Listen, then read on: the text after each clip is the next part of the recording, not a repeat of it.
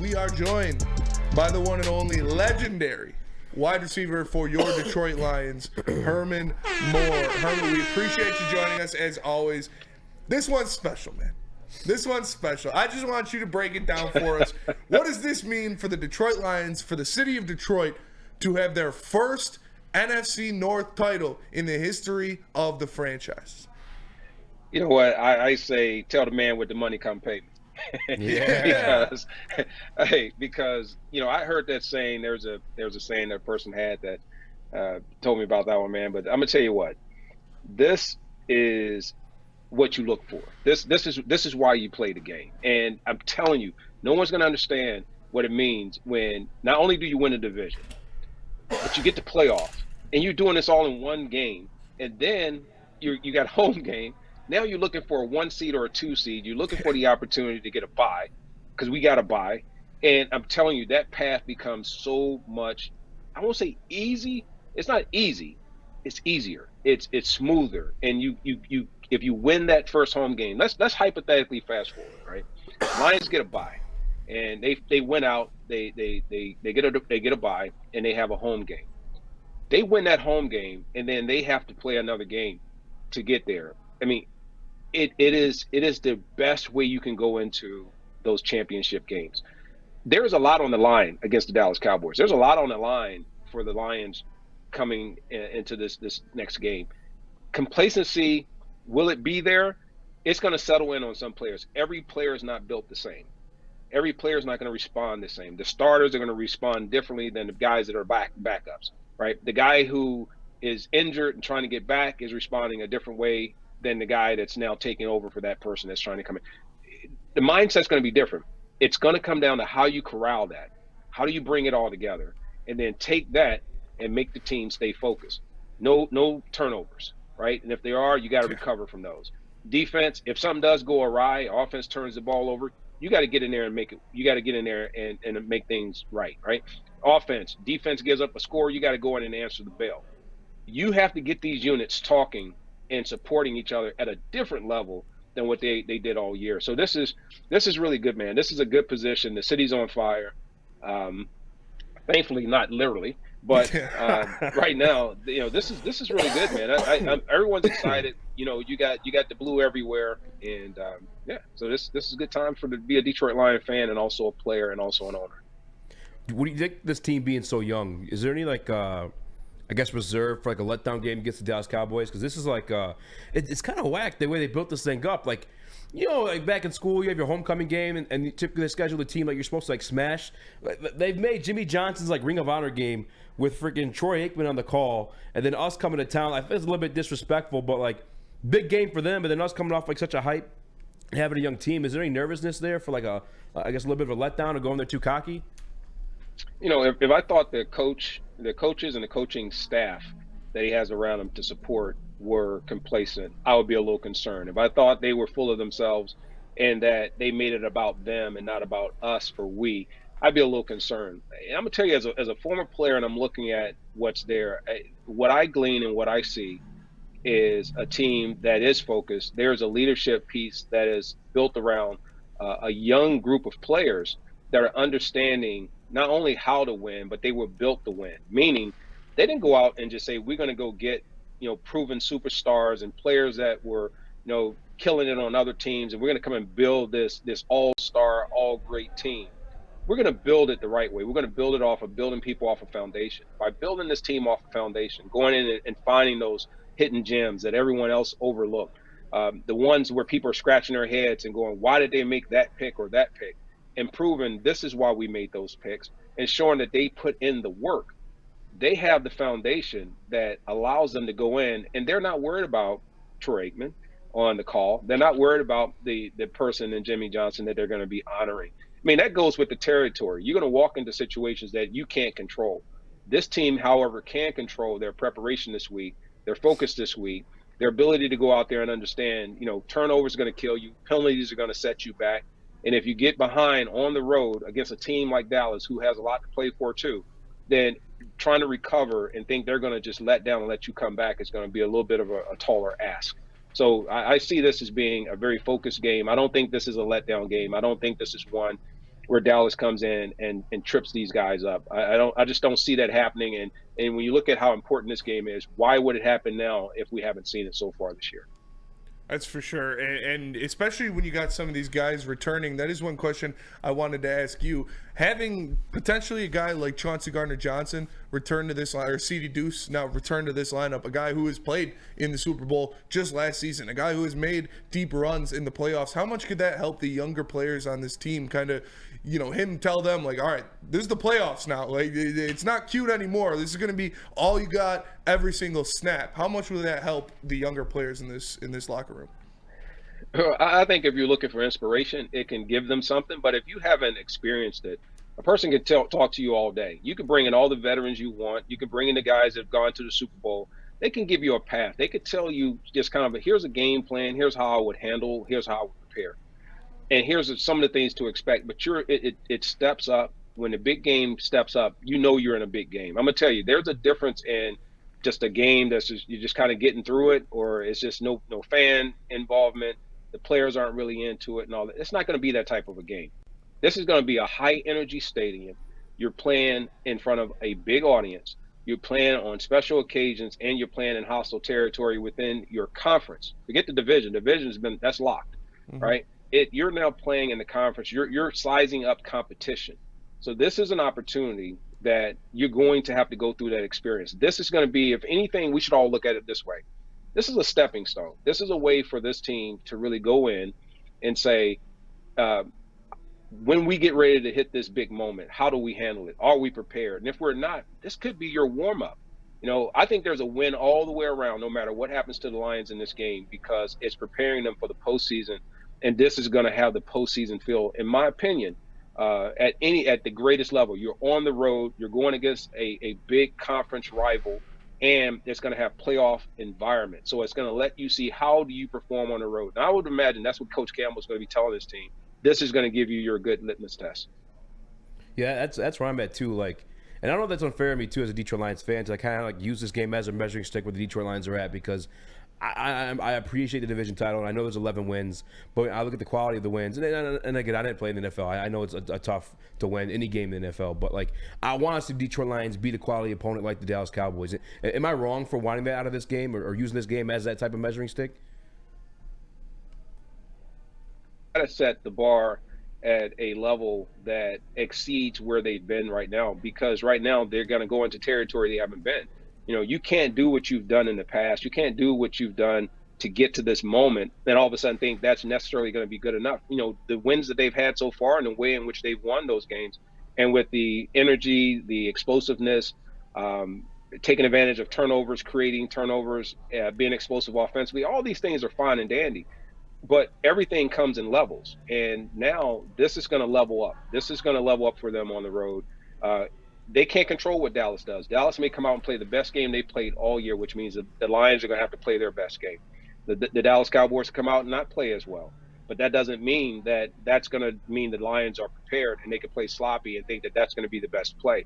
They're going to be gauged by how they perform as a team, how they perform in each and every instance and situation. It's going to be very granular. I can tell you that right now. Coaches are looking at everything. They're evaluating plays. They're evaluating motions. They're evaluating how defenses are going to play them, because they know that they're being thrown real defensive challenges. And I'll tell you this real quick. So the one thing that I'm looking at offensively is where I've seen this offense have some struggles and have some challenges, even though they have a great offensive line, is when there's been pressure. Jared Goff has seemingly handled the pressure a little bit better than he's done in the past. But now it's to find out, is that really settled in? Because teams are going to challenge them. If you look at the defensive teams they're going to face throughout the playoffs, potentially, they have the ability to put pressure defensively. They have very good secondaries. And I think they have offenses that can come back and not all of a sudden figure out, we got these different quarterbacks and we don't know how we're going to make things happen. So this is going to be a good challenge going down the stretch. And now you're going to see the cream of the crop of the NFL be able to come out and play one another and just really see where everything stacks up. Yeah. With watching this defense play lights out the way they've been the past two games, are we allowed to have belief in them turning things around? I mean, Ify Melifonwu, this has been a pleasant surprise at the safety position. He's brought a different element in the blitz, because we haven't been able to generate pressure with just a four-man pass rush it's nice to have Iffy like a wild man out there. I mean, I don't know how to explain it. But it's been out of the blue, but does that give you reason to believe in this defense having a little bit of a turnaround late in the season?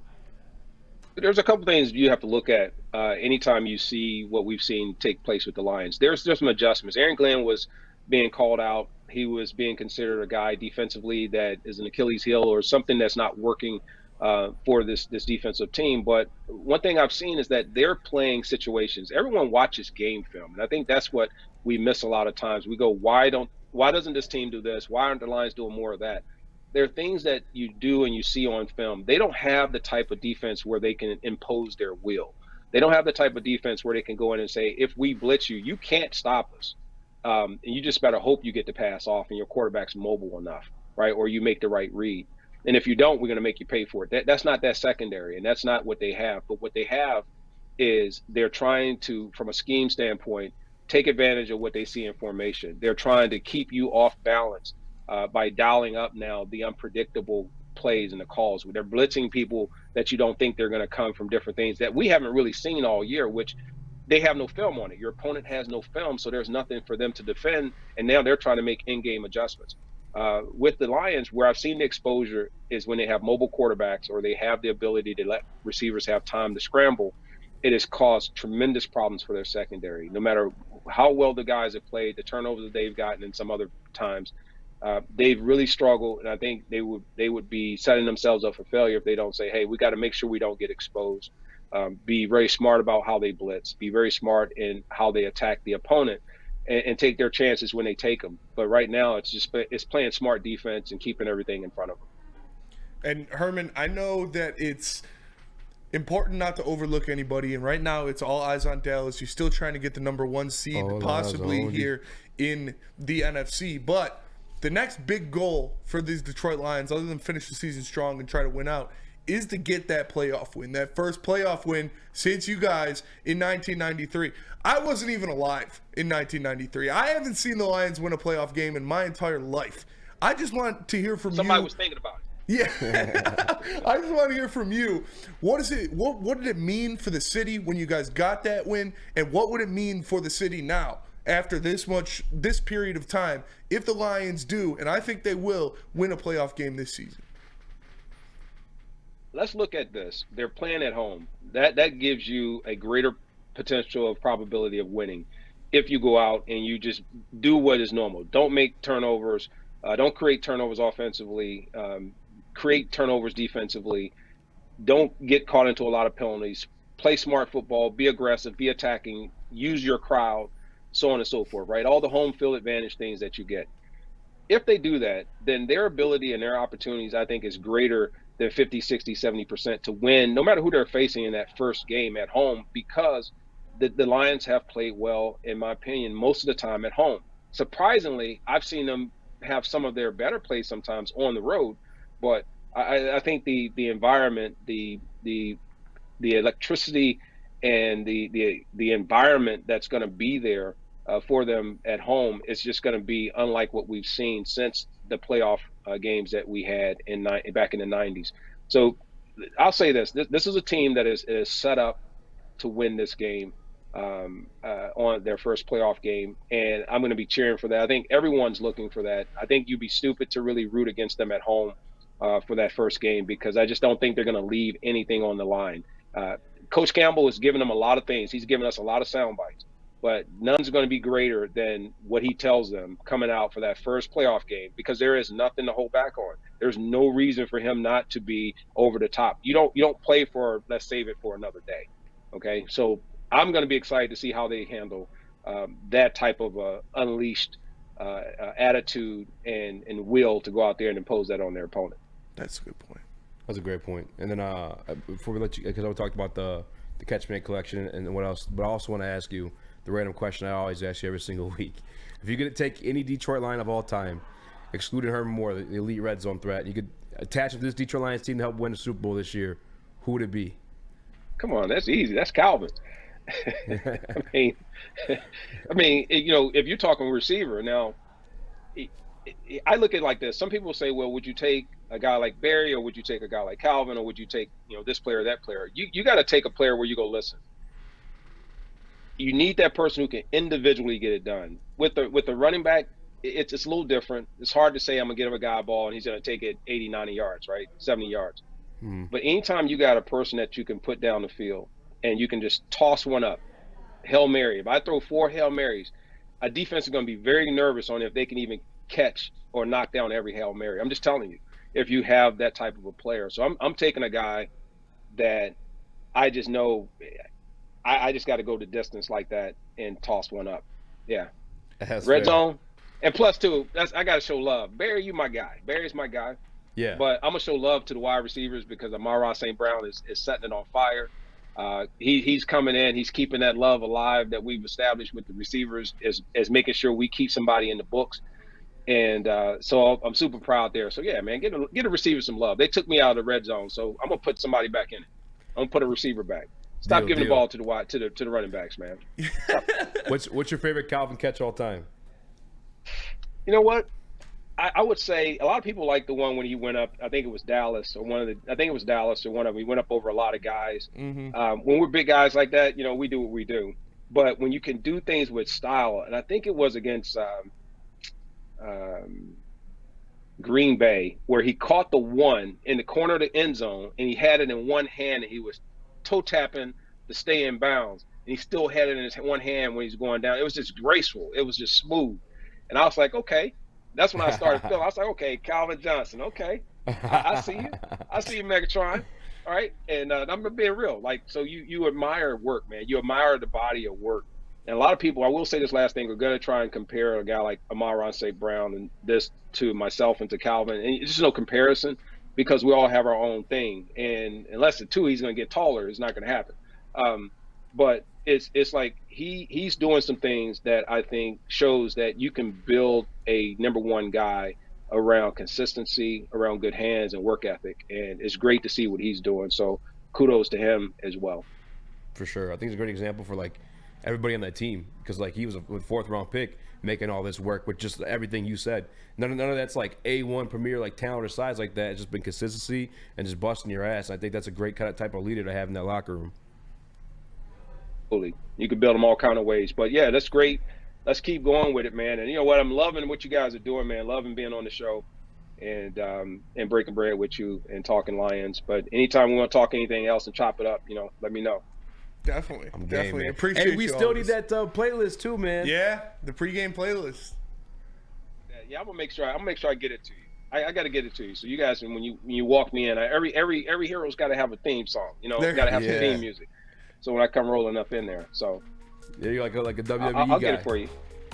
All Appreciate right. you so I much, got Herman. you. Appreciate it. Make sure you guys check out the Catchman collection at hermanlow.com. Hermanlow.com. You got any? Yep. And also they can go to hermanmore84.com and check out some more gear there too. So, but yeah, appreciate the plugs, fellas. Hey, no problem, man. Appreciate you, brother. All right, 2 up, 2 down. Yes, sir. There it is.